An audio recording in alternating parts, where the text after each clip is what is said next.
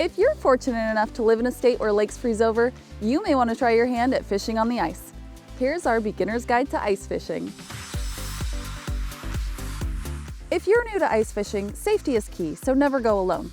Bring a friend and let others know where you are headed. Not every lake is suitable for ice fishing. Research your area so you know where to go. Local fishing shops and online forums are good places to start. It's critical to know when to go. Ice fishing requires conditions that typically only occur in mid to late winter. Pay attention to the temperature and ask an expert for help if you're uncertain about the conditions. Ice fishing requires smaller poles than fly, boat, or shore fishing. No need to cast as all the bait is sent straight down.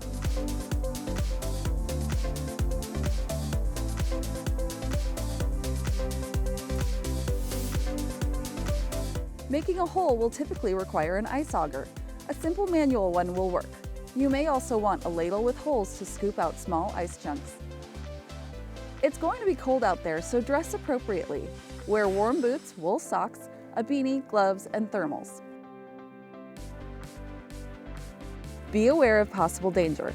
Pay attention to the ice thickness and be alert to signs of hypothermia. Ice fishing is rewarding because it requires a little more work and is great to try something different.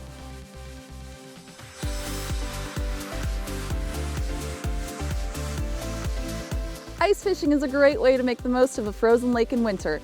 If you've never done it, consider dropping a line. Tell us where you'll go fishing next in the comments, and don't forget to like and subscribe for more tips.